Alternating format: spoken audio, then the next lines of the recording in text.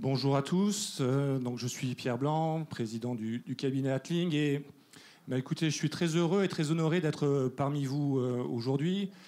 Très honoré, j'ai vu le parterre de speakers et que Michel m'ait retenu pour vous parler d'intelligence artificielle. Pour moi, c'est un grand honneur et je suis très heureux d'être aussi à Rennes. À Rennes, je connaissais surtout pour ses piscines. Je suis un nageur, j'ai fait mes premiers championnats de France ici, mes filles ont nagé, ainsi de suite. Et arriver à parler d'intelligence artificielle quand on est un nageur, c'est un sacré défi.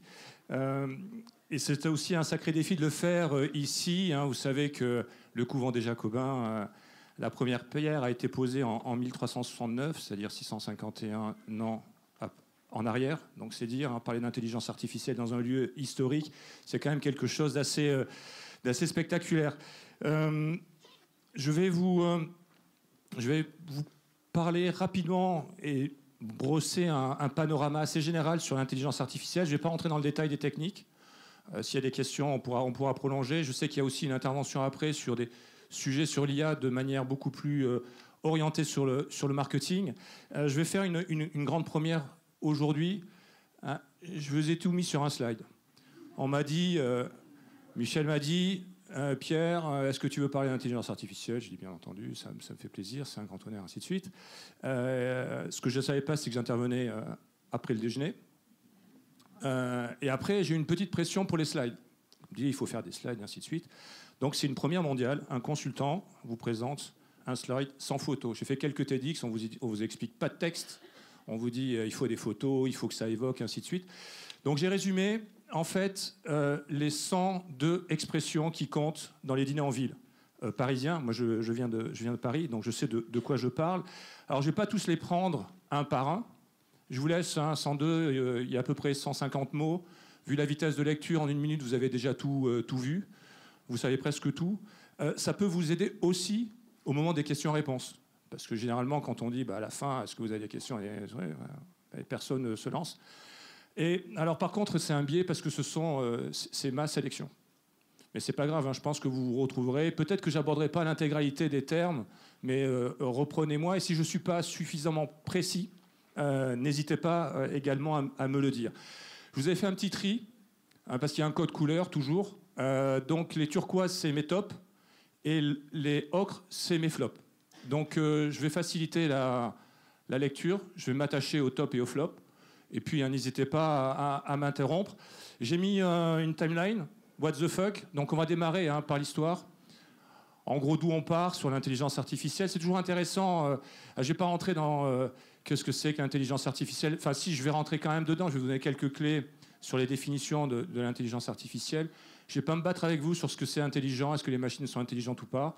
Pour moi, ce n'est pas une question. Ça ne sert pas à grand-chose. Ce qui importe, c'est ce que ça fait. Enfin, en fait, c'est pas tout à fait ça. Ce qui importe, c'est ce qu'on fait avec. Parce qu'on parle beaucoup d'IA. J'entendais même ce matin dans certaines conférences, l'IA fait ceci, l'IA fait cela, l'IA fait rien. Il y a quand même quelqu'un qui a programmé ce truc-là. Même si certains, vous voyez, j'ai mis fin en ocre. Donc c'est plutôt un flop. On vous explique la fin de plein de trucs. On pourrait évoquer la fin des métiers, la fin de ceci, la fin de cela, la fin du code et autres. Quand vous parlez et quand vous faites un peu d'IA, vous apercevez qu'on en est loin. Donc vous avez une timeline, what the fuck. Donc ça, c'est en gros un peu le panorama, quelques mots importants qu'il faut toujours pareil dans les dîners en ville ou pour briller auprès de ses camarades, ses copains, sa famille. Les trucs mythos, alors oui, ça c'est ce que je vous ai pas dit, c'est que j'ai écrit un bouquin, c'est l'intelligence artificielle expliquée à mon boss. Donc ça suit le plan du bouquin. Il y a un moment donné, j'ai pris 12 idées reçues. On nous raconte plein de trucs sur l'IA, ce que ça fait pas. On fait des parallèles, on parle de révolution industrielle, de révolution ceci, cela. Je vais revenir quand même un peu parce que c'est bien de voir ce qu'il y a derrière. J'aime bien beaucoup parler de corrélation et causalité, mais je vous le passerai. Pour moi, c'est un élément fondamental, surtout quand on commence à brasser de la donnée, et surtout quand on est un consultant qui bossons sur des problématiques de stratégie. Il ne faut pas trop se planter entre corrélation et causalité. Mais bon, ça nous demanderait beaucoup de temps. Je reviendrai sur Oxford aussi, ça c'est un truc génial. Oxford, tout le monde a entendu parler, 47% des métiers sont automatisés. En fait, quand on regarde bien l'étude, c'est 67%. Donc je ne ferai pas la blague, qu'est-ce que vous faites, ainsi de suite. Voilà. Mais c'est quand même important. Les ludites aussi, on nous explique que finalement on va casser des machines, comme en 1812, 11, ou les canutes à Lyon. On fait beaucoup de parallèles, en fait, je ne suis pas tout à fait d'accord avec ça, mais ça je l'ai précisé. Le wow, je vais revenir quand même sur des points. Moi, j'ai pris l'IA pas tellement sur l'aspect technique, même si dans le cabinet, il y a des gens qui ont fait des stats, ils ont fait des scores, des systèmes experts et ainsi de suite. Notre sujet, c'est pas de déployer des outils.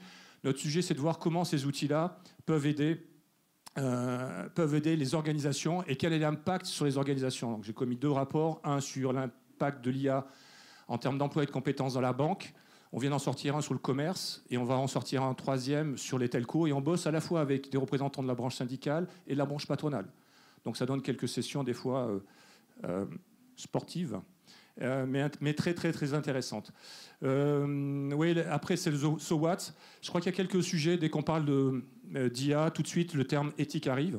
Donc il y a déjà bataille sur intelligence et après il y a bataille sur éthique. Donc je vais y revenir, mais je ne vais pas être très important. Et puis je conclurai sur deux, trois réflexions assez générales. Alors, si on reprend un peu d'historique quand même, parce qu'il faut quand même savoir d'où ça part, 31 août 55. Donc, ce n'est pas 50 avec Turing, même si Turing avait commencé à réfléchir à la machine. Mais le terme intelligence artificielle, c'est le 31 août 55. C'est 4 chercheurs américains qui avaient décidé d'organiser l'université d'été à Dartmouth en 56. Donc c'est pas 56, c'est pas 50, c'est pas plus tard, c'est pas avant, mais c'est vraiment là.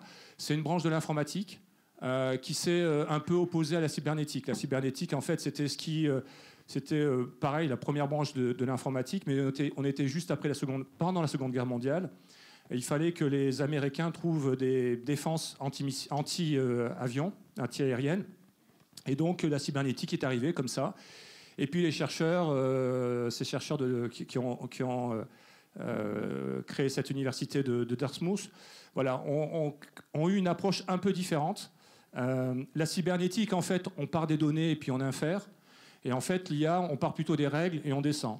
Alors, tous ceux qui vous disent que les systèmes experts et compagnie, c'est pas de l'IA, ils se trompent. Ces 4 chercheurs, c'était des spécialistes, alors ce qu'on appelle l'IA symbolique. Donc, tout ce qui est système expert, score et autres, c'est vraiment le début de l'IA. En parallèle, il y avait la cybernétique avec déjà des problématiques et des questionnements sur les réseaux de neurones. Donc on est en 55, 31 août. La question sur la définition. Donc vous interrogez un expert, un spécialiste en IA, une sommité mondiale, vous savez qu'on en a en France. C'est très compliqué d'avoir une définition. Moi, je reviens toujours en fait au bulletin d'invitation à Dartmouth. Et qu'est-ce qu'il disait à l'intérieur? C'est que finalement, ce qu'il mettait sous le terme intelligence artificielle, qui est un domaine dont il voulait définir les contours en 20 jours, hein, donc ils étaient quand même un peu optimistes, un an plus tard. Qu'est-ce qu'ils nous disent? Ils disent qu'ils partent d'une conjecture. Et qu'est-ce qu'elle est, cette conjecture? C'est qu'on est capable d'expliquer les mécanismes d'apprentissage et autres formes d'intelligence de l'être humain. Et partant de cette conjecture, étant capable d'expliquer tout ça, on est capable de les simuler. Alors le titre de mon intervention est un peu provocante. En fait, c'est pas l'IA est morte, c'est l'IA n'est pas née. La conjecture n'a pas été réalisée. C'est-à-dire qu'on est aujourd'hui incapable d'expliquer précisément les mécanismes d'apprentissage et autres formes d'intelligence de l'être humain. C'est un private joke, donc je vais utiliser le terme d'IA maintenant, et je vous expliquerai pourquoi, et ce que je mets notamment derrière le terme I. Et vous savez qu'en France, on a les meilleurs neuroscientifiques au monde. Les équipes de Stanislas Dehaene sont mondialement connues. Nous, on a travaillé avec un de ses collaborateurs, et en fait, ils sont très modestes sur notre capacité à comprendre les mécanismes d'apprentissage, et ils sont très modestes aussi sur notre capacité à comprendre l'intelligence, ou les autres formes d'intelligence. Donc, par contre, je préfère le terme IA. Alors, c'est pas très sexy ce que je vais vous dire aujourd'hui, mais c'est la vérité pour moi. En tous les cas, c'est ma vérité. Le I, c'est informatisation. Donc, on est quoi? On est dans un processus, finalement, qui est un prolongement d'informatisation de l'entreprise et des sociétés au sens large du terme. Alors, je ne vais pas vous refaire le couplet, parce qu'aujourd'hui, on a des puissances de calcul et ainsi de suite. Mon père en faisait dans les années 70. Les algorithmes qui sont utilisés aujourd'hui pour la reconnaissance visuelle sont des algorithmes qui existaient. Lui, il les connaissait parfaitement. Sauf que quand, dans les années 70, il appuyait sur un bouton, il mettait 48 heures pour avoir le résultat. Maintenant, on commence à voir, notamment depuis 2012, en fait, des résultats qui sont très surprenants. Je travaille dans le secteur bancaire. Vous comprenez que la capacité de pouvoir lire des pièces justificatives et autres, ça évite de passer du temps à contrôler justement ces documents. Ça fait gagner pas mal de temps et ça évite beaucoup d'erreurs. Donc on arrive quand même aujourd'hui avec des taux de performance qui sont importants. Alors si je continue, le point, c'est les fonctions cognitives. C'est-à-dire que quand même, derrière la définition Alors, ce n'est pas tout à fait la définition, mais en tous les cas, derrière les termes utilisés à Dartmouth pour le 31 août 55, il y avait quand même cette notion de fonction cognitive. Et finalement, qu'est-ce qu'on fait avec l'IA? On essaie justement d'émuler ces fonctions cognitives. Aujourd'hui, on est capable de les faire de manière très unitaire. Il y a 5 paquets de fonctions cognitives. Alors, vous pouvez les prendre dans tous les sens, hein, on peut discuter 4,5, 5, 3, et ainsi de suite. Il y a un premier paquet qui est lié à la reconnaissance et à la perception. Les fonctions cognitives, l'avantage, c'est qu'on en est tous dotés. Hein. Donc, l'intelligence, on discute à certains moments de la journée. Sur les fonctions cognitives, donc on en est tous dotés. Première famille, tout ce qui est lié à la reconnaissance. Donc vous voyez bien, hein, tout ce qui est reconnaissance d'image, de caractère, tout ce qui est auditif, tout ce qui est aussi son et ainsi de suite.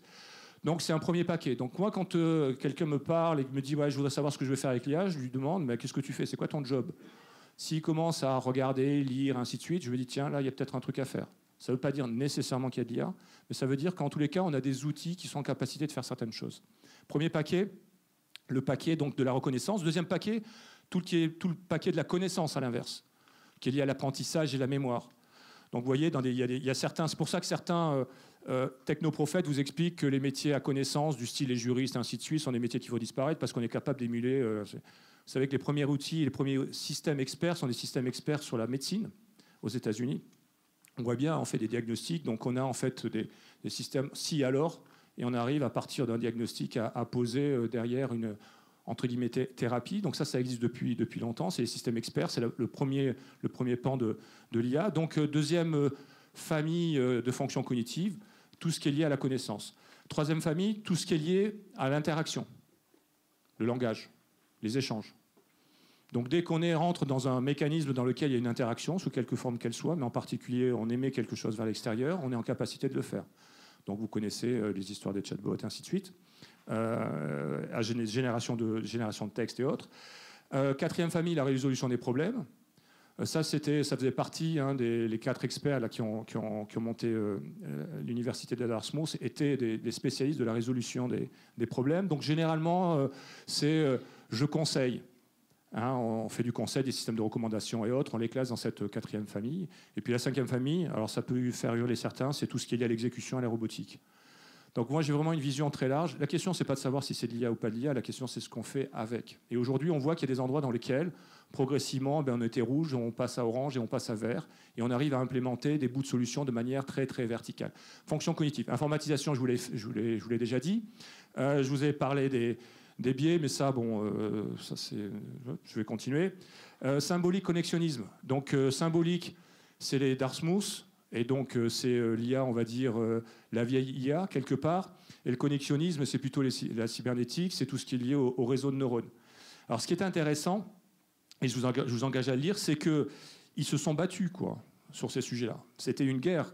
Qui allait prendre le pouvoir? Donc, dans les années 50, c'était les symboliques, système expert et autres, qui avaient le pouvoir, qui avaient le pouvoir, en tous les cas qui étaient au-dessus, en tête de liste, et puis progressivement ça a été les connexionnistes et ainsi de suite. Donc ça change, aujourd'hui c'est les connexionnistes, les réseaux de neurones. Pourquoi? Parce que ce sont des techniques qui permettent d'extraire de l'information des 0 et des 1, et donc qui facilitent tout ce qui est lié à la reconnaissance d'images et autres. Et en particulier depuis 2012, j'ai dû mettre ImageNet. En fait la rupture, elle n'est pas liée avec le jeu de Go et autres. Le jeu de Go, l'algorithme, il ne nous sert pas tous les jours. Il sert à Google pour optimiser en fait la consommation d'énergie, mais nous, dans notre quotidien, il ne sert pas tous les jours. Par contre, ce qui est important, tout ce que je vous dis, vous l'aurez, vous l'avez sur les réseaux sociaux et sur Internet. Par contre, en 2012, je ne sais pas si vous connaissez ImageNet. ImageNet, c'est un concours aux États-Unis qui consacre l'équipe dont le taux d'erreur dans la reconnaissance d'image est le plus faible. Donc 2011, 25%. Donc en gros, la bécane, l'algo et la bécane se plantaient sur une image sur 4. Et puis en 2012, c'est descendu de 10 points. C'est passé à 15%. Aujourd'hui, dans ce concours, ceux qui gagnent, ils sont en dessous de 3. Dans des conditions un peu similaires, l'être humain est à 5. Bon, on ne va pas faire le comparatif et en disant tiens, la machine est plus forte que... je ne suis pas là pour... Ce qui est important, c'est de voir surtout que dans certaines conditions, parce qu'il n'y a pas le bruit tout autour. Parce que nous, on fait 5% avec du bruit tout autour. Une bécane avec du bruit tout autour, ce n'est pas évident qu'elle soit à 3. Mais globalement, vous voyez bien qu'il y a une rupture à un moment donné. qui s'est faite et qui se poursuit, qui permet de développer des applications. Donc, alors, je reviens sur cette, entre guillemets, guéguerre. Vous l'avez encore, beaucoup aux États-Unis. C'est marrant, elle a ressurgi un peu avant les fêtes. Je vous conseille d'aller voir, vous tapez AI Debate. Il y a eu un débat entre un des prix Turing. Vous savez qu'Ian LeCun, qui est le patron de la recherche chez Facebook, a eu le prix Turing. Le prix Turing, globalement, c'est le Nobel de l'informatique. Il a eu le prix Turing avec Joshua Bengio et puis Geoffrey Hinton. Joshua Bengio est né en France, mais c'est un Canadien. Et donc, il a fait un débat. Donc, lui est plutôt connexionniste. Il a fait un débat avec un symbolique qui s'appelle Gary Marcus. Et c'est très intéressant. Ils reviennent un peu à l'origine de l'IA. Et leur question, c'est de savoir qui va gagner, ainsi de suite. Et puis, finalement, on s'aperçoit, et vous apercevrez dans les discussions, que le mix des deux est probablement beaucoup plus performant que chacun pris individuellement. Donc, ça ressurgit. Pendant qu'en France, on se pose des questions sur l'éthique. C'est très important. Mais aux États-Unis, on a quand même des questions qui sont un peu plus techniques. Je ne vous ferai pas le truc du C. elegans, parce qu'on nous explique que, en gros, c'est la question des neurones. C. elegans, c'est un ver qui fait 302 neurones. Pour vous dire, l'être humain, c'est à peu près 100 milliards, enfin ça dépend, entre 85 et 100 milliards. Lui, il en a 302, on est incapable de prévoir ce qu'il fait. Donc quand je vous disais que les neuroscientifiques, ils poussent des hurlements quand on nous explique qu'on connaît parfaitement l'apprentissage et que les réseaux de neurones vont tout résoudre, on en est très loin. Je continue, je ne passe pas d'algorithme. Bon, les hivers, je vais en parler rapidement parce que tout à l'heure, il y a eu une intervention sur les hivers. Il y a eu beaucoup de promesses. Parmi les 4 chercheurs, certains ont expliqué qu'en 57, donc on était en 57, en 67, 10 ans plus tard, il y aurait une bécane qui battrait le meilleur joueur d'échecs. En fait, ce n'est pas en 67, c'est en 97 qu'il y a eu une bécane qui a battu le meilleur joueur d'échecs. Donc il y a eu un peu une survalorisation de ce qu'on mettait derrière le terme intelligence artificielle, et en particulier IA. Donc comme c'était beaucoup des budgets qui venaient aux États-Unis de l'armée et de fonds publics, automatiquement il y a eu une baisse de ces budgets. Donc l'IA a connu des hivers. On ne parlait plus d'intelligence artificielle, certains parlaient d'informatique augmentée en France dans les années 80 pour pouvoir recapter du budget. Si un hiver, il peut arriver sur deux points, enfin surtout un point, ça a été rapidement abordé ce matin dans une intervention, c'est tout ce qui est côté énergétique.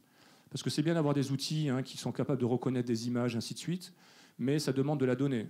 Donc il faut en générer et il faut la stocker. Et il faut stocker, il faut refroidir. On ne connaît pas encore, on n'a pas encore des supraconducteurs à température ambiante. Je continue ImageNet, je vous en ai parlé, sur les États et les parlementaires. Grosse déception. Tout le monde en parle, mais personne creuse le sujet. Il y a eu le rapport Villani il y a à peu près 1 an. Il y a eu pas mal de trucs qui ont été faits sur la santé.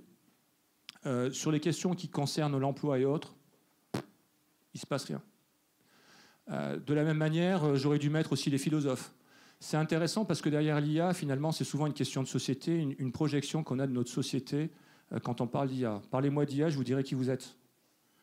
Dites-moi ce que vous avez lu et comment vous avez interprété finalement ce que vous avez lu et je pourrais vous dire qui vous êtes. Quelque part, s'il y a un métier qui va finir, c'est peut-être celui de psychologue, parce que finalement, ça traduit vraiment et on se projette vraiment dans ces outils-là. C'est très intéressant. J'ai fait une 60aine d'interventions, à la fois dans des entreprises, à la fois aussi dans le domaine du sport, mais aussi auprès de syndicats. C'est marrant, la manière dont les gens interprètent l'IA et ce qu'ils en disent en quelques mots. Je vous l'ai dit, le jeu de Go, donc je l'ai mis en ocre. C'est génial ce qu'ils ont fait, les gars. Enfin, c'est vraiment ce qui est c'est chez DeepMind, donc c'est des chercheurs qui sont au top du top. Par contre, on fait beaucoup de buzz sur le jeu de Go, c'est plutôt ImageNet. Quand vous êtes dans le concret, au quotidien de nos entreprises, l'algo du jeu de Go, je ne sais pas si ça va nous servir. Enfin, ça a servi à Google, je vous l'ai dit. Par contre, quand vous êtes dans votre daily business, c'est quand même ImageNet qui percute. Et les taux de performance et la baisse des taux de performance en matière de reconnaissance d'image. IA faible, IA forte, vous avez compris, mon sujet, c'est pas me battre sur les termes. Enfin, on s'en fout un peu, en fait. La question, c'est ce qu'on fait avec. Et jusqu'où on peut aller. Et jusqu'à où et quand on débraye, finalement, la machine. Donc, ces sujets-là, IA forte, IA faible, je suis désolé. Moi, j'entends beaucoup ce truc-là. Est-ce que vous pensez que demain, l'IA aura une conscience et autres? Oui, OK. On a quand même la main sur les bécanes, non? Généralisation. On affecte beaucoup, en fait, à ces outils ce que l'on fait nous-mêmes. En gros, nous-mêmes, c'est ce que font certains technoprophètes. Ils vous disent « Ah ouais, Donc avec l'intelligence artificielle, votre métier, c'est un métier à règles. Vous avez beaucoup de trucs récurrents, donc demain, vous êtes automatisé. Donc ils prennent deux éléments, et puis ils tracent une droite et ils disent voilà ce que ça va être. C'est un vrai sujet, ça. C'est-à-dire c'est un peu une accusation en miroir, quoi. On fait porter aux machines et à l'IA, finalement, des défauts que l'on a nous-mêmes. C'est un outil de révélation et de révélateur, l'IA. C'est la manière dont on se perçoit. Et c'est très intéressant parce que ça nous renvoie finalement une certaine image, notamment au travers des biais. J'avance. Corrélation-causalité, ça c'est un vrai sujet. Aujourd'hui, on fait des corrélations, donc on est capable de lier des phénomènes. La question de savoir si l'un a entraîné l'autre, ça c'est un autre sujet. C'est là-dessus que bosse Hinton, qui est un connexionniste. C'est là-dessus aussi que bosse Gary Marcus. Il y a pas mal de philosophes et de techniciens qui ont écrit beaucoup de choses, beaucoup aux États-Unis. En France, ça, personne n'en parle. C'est quand même un sujet, quoi. C'est qu'est-ce qu'on peut faire avec ces bécanes. On voit bien qu'elles extraient des corrélations. Après, la question de l'histoire et la causalité, c'est nous qui la mettons aujourd'hui. Donc ils cherchent à trouver des outils et des modèles statistiques pour pouvoir les développer. Mais c'est vraiment une question de fond. Hein. On est loin d'avoir trouvé les sujets. Oxford, vous en avez parlé. Hein, Oxford, c'est 2013. Donc c'est une étude qui sort et qui dit que 47% des métiers aux États-Unis, finalement, sont potentiellement disparaître du fait de l'automatisation. C'est super intéressant, tout le monde en parle, mais personne n'a lu ces études. Donc quand on me sort un chiffre, y compris chez certains syndicats, et puis j'ai fait toute la rangée en fait d'organisations syndicales, je leur dis mais est-ce que vous avez vu les méthodes, les métriques? Qu'est-ce qu'ils mesurent? Certains mesurent des métiers, d'autres mesurent des tâches, ainsi de suite. Donc derrière tous ces chiffres, c'est bien, ça fait vendre des trucs, ça permet de faire parler de soi sur les réseaux sociaux, mais in fine, ça n'apporte pas grand-chose. C'est souvent des trucs faits à dire d'experts. Les gens ne sont jamais allés sur le terrain. C'est de la macro-éco, c'est des pourcentages. Enfin, un pourcentage dans un job, je ne sais pas ce que ça veut dire. Toi, demain, tu es automatisé à 33%. OK, qu'est-ce que tu fais le reste des 33%? Moi, je sais, hein, sur Excel, tout ça, ça marche bien. Sauf que dans la vraie vie, ça pose des questions. La question du travail, je ne vais pas faire le truc en plus avec la réforme des retraites, ainsi de suite. La question du travail est fondamentale. Personne ne l'a traitée. Il y a des gens aux États-Unis, il y a quelques comment dire, économistes qui ont abordé ce sujet-là. En France, ce truc-là, il est passé sous le tapis, y compris auprès des organisations syndicales. C'est fondamental. Comment ça déplace les équilibres? En d'autres termes, comment un patron qui décide de mettre en place tel ou tel outil, comment un manager qui décide d'utiliser ou pas cet outil, comment les collaborateurs utilisent ces outils-là, comment on positionne le curseur entre l'homme et la machine, pour faire simple, c'est fondamental. C'est un sujet qui n'est pas du tout abordé, je l'ai mis en bas, mais c'est vraiment fondamental. Je vous l'ai dit, la fin. Alors j'aime bien ça, la fin, parce que sur LinkedIn, il y avait un directeur d'un établissement de l'innovation qui avait marqué 1er janvier 2018, la fin des consultants. Ça, c'est un super truc, parce que moi, j'aime bien qu'on me gratte et qu'on me dise demain, ton métier va disparaître, ainsi de suite. Bon, c'est surtout intéressant que des gens qui n'ont pas fait mon métier me disent qu'il va disparaître et qui ne vont pas poser la question. Mais on entend beaucoup la fin d'eux. Alors ça fait peut-être vendre du papier ou de l'audience, ou j'en sais rien. Mais c'est pas évident. Alors je ne vais pas vous jouer le truc, il n'y aura pas de métier qui va disparaître, ainsi de suite. S'il y a quand même un truc aux États-Unis, il y a un institut qui explique que 85% des métiers de demain n'existent pas aujourd'hui. Moi, j'ai cherché dans le secteur bancaire et dans le commerce, je n'ai pas trouvé. Mais bon, je creuse. Hein. Je creuse et je travaille, mais je n'ai pas trouvé. Hein. Par contre, oui, il y a des choses qui bougent. Effectivement. Je prends le métier de data scientist, dont tout le monde nous dit que c'est le métier de demain, c'est un métier hyper sexy et autres. Poser les questions dans les data scientists qui sont dans des boîtes, c'est pas évident. Hein. Déjà, il faut des tribus, hein, parce que tout seul, dans un coin, au bout de 3 mois ou 6 mois, il s'en va. Maintenant, sur les data scientists, moi, j'ai des gars qui ont fait des stats dans les années 90. Bon, quand je les mets en face, alors certes, ils parlent pas Python. OK. Mais sur le reste, il n'y a pas beaucoup d'écart. Donc, la fin des métiers, la fin du travail. Il y a le sujet du travail. Bon, je distingue un métier et travail et emploi. Non, il y a un sujet sur le travail, sur ce que l'on fait, quoi. Ce qu'on les tâches, ainsi de suite. Il y a un vrai point d'interrogation. On a mené quelques études un peu. Bon, ça ne sert à rien de donner des chiffres, parce que tout ça sur Excel, ça marche bien. Mais dans la vraie vie, on s'aperçoit que même si vous lisez une fiche de poste, même si vous demandez à quelqu'un ce qu'il fait, il oublie toujours un truc. Et c'est normal, hein, c'est la nature humaine. Et donc, mais il y a un vrai point. J'aime bien aussi disruption. On nous explique que c'est disruption, révolution et autres. Tout ça, c'est des mots qui sont un peu galvaudés. Ça nous enlève les discussions sur le fond. et notamment sur ce qu'on peut faire avec ces outils. Je vous passerai le transhumanisme et la singularité. Juste un truc, moi je suis un sportif, quelqu'un qui est augmenté ou c'est quelqu'un qui est dopé dans le sport. Donc vous imaginez la position que je peux avoir. Mais encore une fois, c'est ma manière de voir les choses. C'est pas, je vous l'impose pas.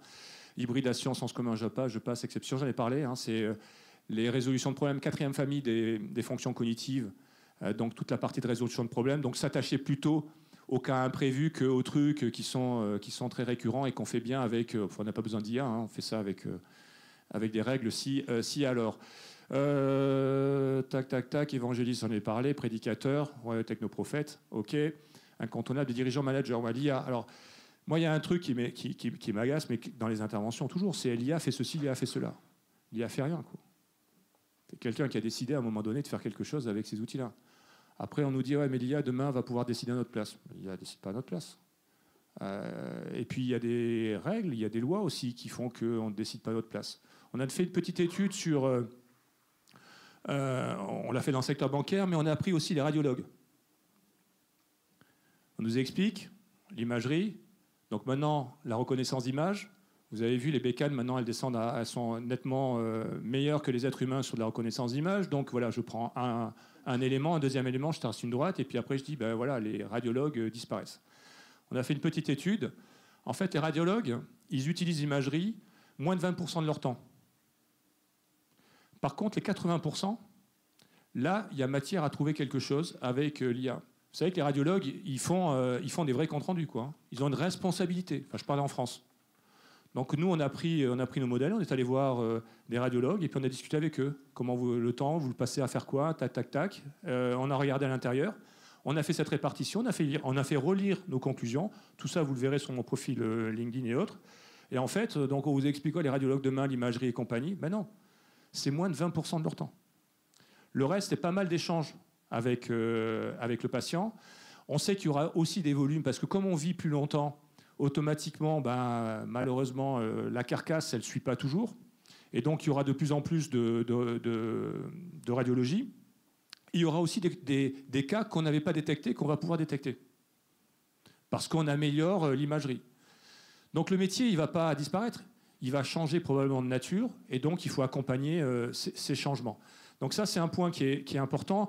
Entraîneur, on se pose toujours la question du métier de demain, quoi. C'est quoi le truc? Est-ce qu'il faut coacher, être créatif et compagnie? J'en ai parlé, compétences et créativité. Ça aussi, c'est un truc. On m'explique que demain, la personne qui vous dit les compétences de demain, posez-lui la question de d'où il part. C'est quoi l'analyse qu'il a menée? Moi, créatif, le care et la communication, j'échange beaucoup avec Nicolas Bouzou. J'engage à lire un peu ce qu'il produit. Il a écrit un bouquin sur le travail. Il explique le care et la créativité. Mais moi, je suis emmerdé parce que moi, je ne sais pas quelle est la part de mon boulot de créativité. Je ne sais même pas si tous on est créatifs, quoi. Donc on a quand même un sujet, c'est-à-dire qu'on est déjà à la conclusion, on va avoir fait l'analyse de comment tout ça bouge, finalement. Et encore une fois, je reviens moi sur mes 5 fonctions cognitives qui me permettent de décrypter finalement les endroits que ça vient pincer. Mais ces 5 fonctions cognitives, on a des approches qui sont toujours très mécanistes, on les sépare. Là, quand j'interviens devant vous, en fait, je mélange un peu tout. Je reconnais, je capte un peu vos regards, ce que vous faites, vous écrivez pas, ainsi de suite. J'essaie aussi d'alimenter, je m'alimente avec ma connaissance, enfin en tous les cas une partie ou une faible partie, sur certains sujets. Je parle de ma connaissance totale. J'interagis avec vous, je bouge, et ainsi de suite. Vous voyez, donc moi je suis un mix de plein de fonctions cognitives face à vous là, et donc on a toujours on pense toujours qu'il y a un truc qui est super par rapport aux autres, et donc on généralise beaucoup. Bon, 100%, je l'ai dit, les emplois, je ne vais pas vous le refaire. On a créé un acronyme, DRHM. Je suis désolé, c'est pas dans le marketing, donc mon propos est assez général, mais après vous rentrerez dans le vif du sujet. Direction des ressources humaines et des machines. Alors bon, c'est pas une coquetterie d'un cabinet de consultants parisien ou de l'Ouest parisien. Non, c'est vraiment un truc. Ce qu'on nous explique, le client au centre du truc, l'être humain, le collaborateur au centre, il ne se passe jamais rien au centre. Et d'ailleurs, les DRH, c'est pas leur sujet. Enfin, on est entre nous, c'est pas leur sujet. Ils essaient de calmer un peu. Il y a beaucoup de réorganisation dans les entreprises, donc on essaie un peu de calmer le jeu. Non, mais par contre, justement, on a voulu, et moi j'ai voulu pousser le trait en disant, ce truc-là, ça touche beaucoup de choses. Quand on prend toutes les tâches, on l'a fait dans plusieurs métiers, quand on prend toutes les tâches dans un métier donné. Globalement, on peut se poser la question de l'intérêt ou pas d'informatiser ces tâches-là. En tous les cas, on a la possibilité d'informatiser. Après, la question, c'est la question du contexte dans lequel on est. Est-ce qu'on est un contexte réglementé qui demande une intervention humaine ou pas? Est-ce qu'on a des volumes? Est-ce qu'on a des règles? Et ainsi de suite. Donc tout ça, quand même, il faut y réfléchir. C'est pour ça que le RHM... Bon, l'éthique, je vous l'ai dit, OK, il y a plein de trucs sur... C'est fondamental, hein. Mais quand même, avant, il y a quand même pas mal de trucs à faire avant. Donc avant de commencer, d'être déjà à la conclusion et de voir quelles sont les règles qu'on met en œuvre, et sachant qu'une bécane, d'IA, des outils à base d'IA, ça ne se met pas en place du jour au lendemain, quoi. Ça fait partie des décisions. Donc c'est quand même un sujet, certes important, mais pour moi, c'est pas le premier. Discriminant, discriminatoire, alors ça, il y a plein de... C'est intéressant de parler d'IA parce que vous brassez, vous voyez, très très large. Je me suis vraiment régalé à écrire ce bouquin, mais tout le monde confond les termes. Les termes sont importants. Beaucoup de gens pensent que discriminant, ça veut dire discriminatoire, et ainsi de suite. Donc, je suis intervenu dans un syndicat, il y avait des questions sur la diversité, tout le monde mélangeait tout. Il faut reprendre beaucoup de choses. Autonomie, décision, ça on l'a vu. Souvent, la décision, on se pose la question. Alors, j'aurais dû le dire sur l'éthique, notamment le véhicule autonome. Alors là, il y a plein de dilemmes. On nous explique que si jamais vous vous retrouvez dans une situation dans laquelle vous avez quelqu'un qui traverse, qu'est-ce que vous faites? Est-ce que vous tuez le passager? Est-ce que vous tuez la personne qui traverse? Ou est-ce que vous tuez vous, quoi? Il y a une raison simple, il y a un truc simple à faire, c'est de jamais être dans cette situation. Aujourd'hui, on est capable de capter les conditions dans lesquelles on conduit. On est capable de savoir si on est dans une agglomération. On est capable de savoir si dans cette agglomération, il y a beaucoup de passages. On est capable de savoir s'il pleut, s'il neige, ainsi de suite. On peut débrayer. Il n'y a pas besoin de se poser 36 000 questions qui n'arriveront une fois tous les X millions de cas. Voilà, je continue et j'arrive. Je vais vous laisser un peu de temps pour que vous puissiez me poser ou interagir. Le libre arbitre, c'est un sujet intéressant. Libre arbitre. Je vous engage à lire ce qu'écrit Gaspard Koenig sur ce sujet. Il a publié un bouquin en début d'année. Il y a un vrai point sur la manipulation globalement. Parce que dans les hivers, alors il y a bien évidemment l'hiver réglementaire. Donc si la RGPD continue à mettre des coups de trucs, bon, c'est sûr que ça va être compliqué d'utiliser les données. Il y a le sujet de la consommation. D'ailleurs, je ne fais pas de politique, mais quand j'interviens aussi dans des endroits qui sont des municipalités et autres, j'interpelle les écologistes. Hein. On n'entend pas le sujet de la consommation d'énergie que ces machines sont susceptibles de pouvoir capter. D'ailleurs, il n'y a pas vraiment d'études. Il y a quelques études aux États-Unis. Dans le rapport Villani, il y a un petit entrefilet sur ce sujet-là. C'est un vrai sujet. Le deuxième, c'est le libre arbitre. Alors, ce n'est pas tant l'acceptation, est-ce qu'on va accepter ou autre, parce que bon, tout ça, on accepte plein de trucs déjà aujourd'hui. Par contre, la manipulation, ça, c'est un sujet. La capacité à pouvoir manipuler et à trouver. Mais bon, je l'ai mis. Alors, je continue. Fosbury Flop. Alors, je ne vous ai pas mis la diapo. J'ai pris une bonne résolution en 2020. Je ne fais qu'une seule diapo. Donc, c'est celle-là. Elle va évoluer. Hein, parce que je vais rajouter un petit point d'interrogation à la fin. Fosbury Flop. Je suis intervenu dans des think tanks qui sont dans le domaine du sport.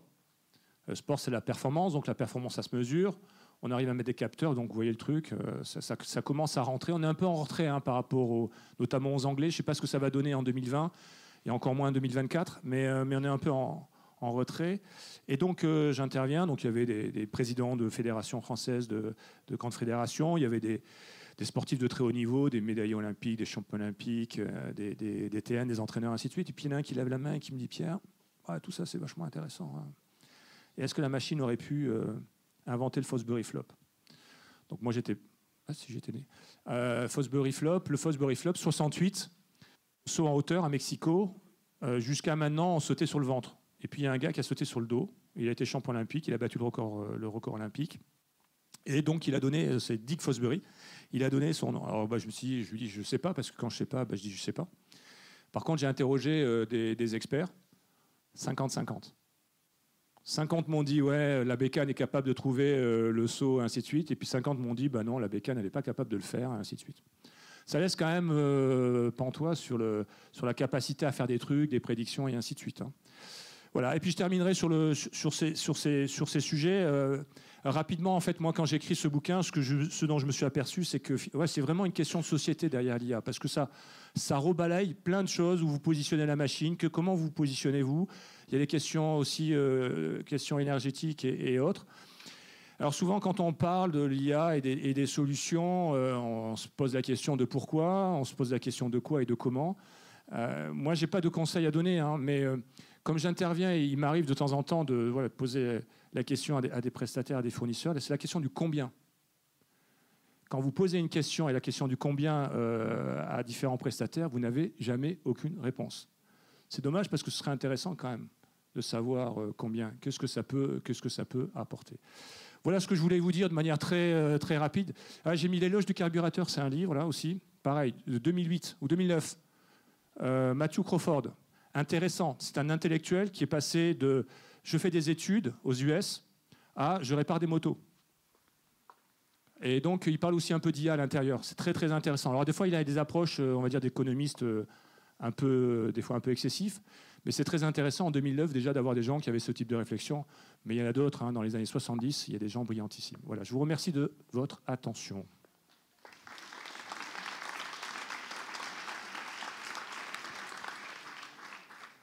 J'ai un peu dépassé. Mais ça, c'est l'être humain. L'erreur est humaine. Hein. On a 5 minutes pour les questions, s'il y en a, du coup. Enfin, généralement, de toute façon, quand on dit est-ce qu'il y a une question, il n'y a jamais de question. Je vais continuer parce que je suis lancé. Pardon. Oui, merci pour cette présentation. Est-ce que vous êtes ami avec Luc Julia ? Luc Julia est un des 55 contributeurs. Ok, et il a dit quoi ? Que l'IA n'existe pas, mais oui. il vient par pas tout à fait le même chemin. D'accord. Okay. Est-ce que je retrouve des similitudes en fait donc, Luc Julia, et puis il a aussi dans ses... Ouais, il a fait partie des... Ouais, j'ai 55 contributeurs, c'est un tiers du bouquin. Alors, c'est marrant, 55, parce que 31 août 55. Je m'en suis aperçu en courant, c'était pas volontaire. Ouais, mais Luc... D'accord. Et une dernière question, comment voyez-vous en fait l'évolution de l'AI ou ces technologies avec l'ordinateur quantique ? Je ne sais pas répondre. Vous savez pas ? Non. Alors, c'est la puissance de calcul, mais voilà, après je vais rentrer dans des trucs où je vais parler de choses que je ne maîtrise pas. Non, là il faut lire Ezrati. Olivier Ezrati Olivier Ezrati est un consultant qui écrit beaucoup sur les technologies, un ancien de Microsoft, mais indépendant. Je vous conseille de le suivre sur Twitter. Et il a publié beaucoup de choses sur le quantique. Donc c'est plutôt quelqu'un en France de référence, assez neutre, même s'il intervient avec différentes casquettes. Donc sur le quantique, lisez ses posts et ses publications, c'est très pertinent. Il a une plume, et puis il va, y compris sur l'IA. Ouais. Bon, je vais me poser des questions alors. Ouais, j'ai pas parlé de cybersécurité. Hein. Pardon, dans les hivers, ça fait partie des éléments aussi qui peuvent à un moment donné, parce que c'est quand même chaud, hein, ce sujet-là. Oui, un truc sur la technologie. Les économistes disent c'est terrible, les trucs de productivité, on les retrouve pas aujourd'hui dans les chiffres. Ben ouais, c'est normal. Ça fait des trucs qu'on n'est pas capable de faire. Je prends un exemple. Je vous parle un peu du secteur bancaire, ça va vous paraître les analyseurs d'email. Ça vous paraît évident, hein. Enfin, vous connaissez, vous manipulez, ainsi de suite. Donc, un des sujets, c'est quand vous êtes conseiller, que vous avez entre 2000 et 3000 personnes en portefeuille, vous imaginez, tous les jours, vous recevez des emails, quoi. Bon, avant, on ne communiquait pas par email. Donc aujourd'hui, maintenant, il y a des analyseurs d'email. Il y a certains établissements qui ont écrit, qui testent, qui mettent en œuvre ces analyseurs d'email. Donc admettons que vous en avez 30. Ça, c'est facile. Sur Excel, vous faites le calcul, vous passez 3 ou 4 minutes dessus, vous enlevez 1 minute, vous voyez le temps que vous pouvez économiser. Sauf que deux commentaires. Le premier, c'est que, de toute façon, les emails, ils n'arrivent pas tous en bloc. Donc c'est dans toute la journée, vous passez 1 minute ou 2 minutes. Donc c'est très, très saupoudré. Et puis avant, vous n'en aviez pas, quoi. Donc on absorbe finalement un surplus de trucs qui n'étaient pas là. Donc c'est normal qu'on n'arrive pas à les retrouver aujourd'hui dans la productivité, ces sujets-là. Donc ils appellent ça les socio-technologies. Des technologies coup-ci, coup-ça. Alors c'est pas tout à fait cette analyse qu'ils ont. Hein. Moi, c'est mon analyse. C'est pas tout à fait leur analyse. Mais il y a quand même des gains très, très, très, très intéressants sur ces sujets. De quoi je vous ai pas parlé ? On a parlé du véhicule, les taux d'erreur, ça fait rond. Bon, machine learning, c'est pas le sujet. Régulation. Ouais, le Celegan, c'est terrible. Si on n'en parle jamais, 302 neurones, on ne sait même pas anticiper ce qu'il va faire, quoi. Vous imaginez, c'est pas terrible, 302 neurones. Vu ce qu'on est capable de faire avec les puissances de machines et autres. Bonjour, c'est juste une précision, s'il vous plaît, sur IA faible, IA forte. J'ai jamais entendu parler de ces notions. Ah oui, donc l'IA faible, c'est les trucs, on va dire, un peu répétitifs et autres. L'IA forte, on y met la conscience, la capacité d'avoir une machine qui a conscience d'elle-même. Donc c'est, on va dire, proche de l'être humain. Donc c'est souvent une catégorisation de type d'IA. On en entend, il y a certains prédicateurs, technoprophètes, qui parlent d'IA forte. Donc c'est pour dire l'IA qui aura conscience d'elle-même, ainsi de suite. Bon, à la base, c'est des 0 et des 1, quoi. Donc, peut-être, je ne sais pas. Mais, ouais. Donc vous entendez souvent les deux. Je ne suis pas sûr que ce soit... Encore une fois, ne vous méprenez pas, c'est important de savoir définir l'intelligence et tout ça. Mais le sujet, quand même, c'est de revenir sur des trucs pratico-pratiques. Ça fait des progrès. C'est un débat que j'ai plus avec mon père sur ce sujet-là, qui m'expliquait tout ça, on le connaît dans les années 70 et autres. On a vraiment fait des progrès. La question, c'est que c'est vraiment très segmenté, très unitaire, très profond, mais sur des bancs de... Alors, vous me trouverez quelque chose qui probablement qui va pas dans le sens, mais... Non, ces trucs, ouais. Alors, page 131, j'ai un tableau. Ah oui, parce que les consultants... C'est terrible, cette première-là, c'est que donc j'ai plus d'images et j'ai plus de... Vous savez, une matrice. Un consultant, il se balade toujours avec une matrice qui vous explique en 2 dimensions et autres. J'ai une matrice, page 131 dans le bouquin, sur incontournable et indispensable. Et je me bats pas, mais j'explique que les GAFA, ils sont incontournables mais pas indispensables, et qu'ils essayent justement de devenir indispensables, c'est-à-dire rentrer dans des trucs régaliens comme la santé et ainsi de suite. Il y a un petit chapitre, c'est un peu urticant, mais les ludites et les canuts aussi, on y dit beaucoup de bêtises sur le sujet.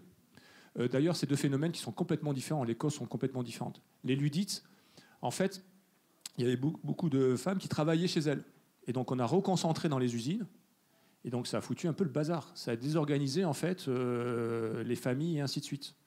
Donc après, il y a eu des insurrections et autres. Bon, c'est un autre temps, mais il y a des très bons trucs. On raconte beaucoup de bêtises là-dessus. Et les canuts, c'est l'inverse. C'est un peu les Uber, quoi. Ils avaient leur propre truc, et puis ensuite, ils étaient un peu à la merci. Donc, mais c'est vraiment un sujet super passionnant et intéressant parce que vous balayez plein de trucs. Donc voilà. Donc j'ai commencé Fables et mythes, croyances, aussi science-fiction. Ouais, regardez 2001 Odyssée de l'espace. Nous, on a fait une étude là-dessus parce que tout le monde en parle, mais personne n'a regardé. Et en fait, vous verrez que dans 2001 Odyssée de l'espace, il y a quelques trucs qui sont d'anticipation. Vous savez à quand est-ce que c'est sorti, ce film? Bon, j'arrête, je n'ai pas d'école. 68. Et un des conseillers techniques de Kubrick était un des 4. Il faut que j'arrête. Mais moi, vous ne pouvez pas me débrancher. Maintenant que je suis là, je continue. Ouais, je termine là-dessus. C'est vraiment génial. Bon, c'est un film un peu long. On s'endort un peu à la fin. Mais donc, nous, on a analysé en fait ce que fait HAL. Et est-ce que HAL, aujourd'hui, ferait ça? Et en fait, il fait quasiment tout. Il gagne aux échecs, il reconnaît à la voix, et ainsi de suite. Et il y a un truc qui fait qu'il n'est pas capable de faire, c'est mentir. Ça, il ne sait pas faire. Reconnaître sur les lèvres, il y a un moment donné où les cosmonautes, non, c'est plutôt des astronautes, et ils se mettent dans un truc, ils font attention justement que HAL n'entende pas. Et en fait, maintenant, on reconnaît, on arrive à avoir des bécanes qui reconnaissent ce qu'on dit sur les lèvres. Donc, je vous engage à le faire. Et donc, c'est un des 4 pères fondateurs de l'IA qui était conseiller technique de Stanley Kubrick, plus un des disciples de Turing, qui est quand même le premier en 1936 à avoir parlé d'informatique et autres. Voilà. Merci de votre attention. Bon après-midi.